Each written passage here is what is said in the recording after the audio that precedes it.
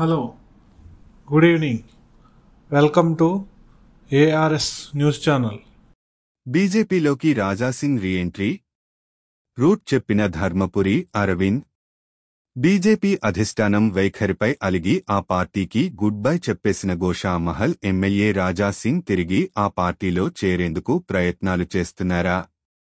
Party నుంచి తనంతట తానే వెళ్లిపోయిన రాజాసింగ్ విషయంలో బీజేపీలోని పలువురు నేతలకు సానుభూతి ఉందా? అదే ఇప్పుడు ఆయన రీఎంట్రీకి మార్గం సుగమం చేస్తుందా అంటే అవుననే సమాధానమే వినిపిస్తోంది. ఈ వాదనకు మద్దతుగా నిజామాబాద్ ఎంపీ ధర్మపురి అరవింద్ ఇవాళ రాజాసింగ్ గురించి కీలక వ్యాఖ్యలు చేశారు. తెలంగాణ బీజేపీ అధ్యక్ష పదవికి రామచంద్రరావును ఎంపిక చేయడంపై తీవ్ర అసంతృప్తితో పార్టీకి రాజీనామా చేసిన గోషామహల్ ఎమ్మెల్యే రాజాసింగ్ ఆ తర్వాత పార్టీ కోరితే ఎమ్మెల్యే పదవి కూడా వదులుకుంటానని ప్రకటించారు. దీంతో ఓ దశలో గత ఎన్నికల్లో ఎంపీగా పోటీ చేసి ఓడిపోయిన మాధవిలత సైతం రేసులోకి వచ్చేశారు.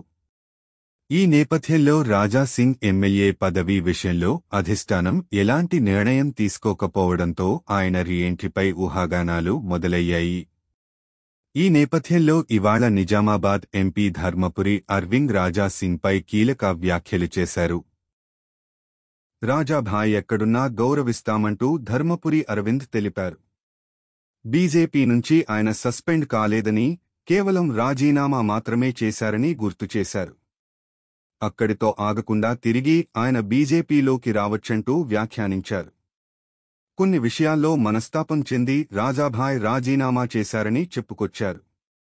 అలాగే రాజాసింగ్ రాజకీయాల కంటే సిద్ధాంతాలు ఉన్న వ్యక్తి అని ధర్మపురి అరవింద్ తెలిపారు. ఆయన పార్టీలోకి తిరిగి వచ్చేందుకు అవకాశం ఉందని తెలిపారు.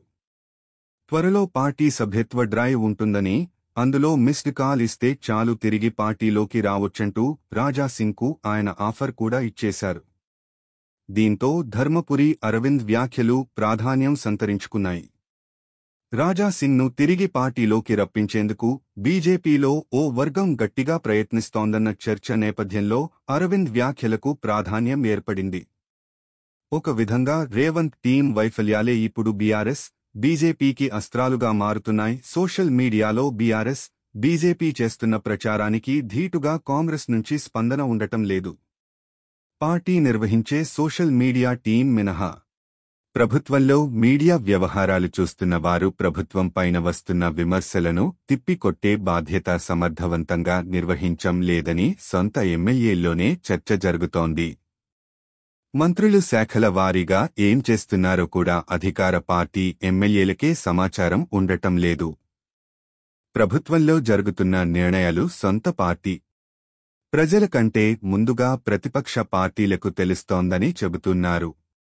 ప్రతిపక్షంలో ఉన్న వారు అంత సమర్థవంతంగా తమ వ్యవస్థలను కొనసాగిస్తున్నారు. అసంతృప్తితో ఉన్న ఎమ్మెల్యేలను గుర్తించి వారు ఓపెన్ కామెంట్స్ చేయకుండా వారించటంలోనూ రేవంత్ నమ్ముకున్న టీం వైఫల్యం కనిపిస్తోంది.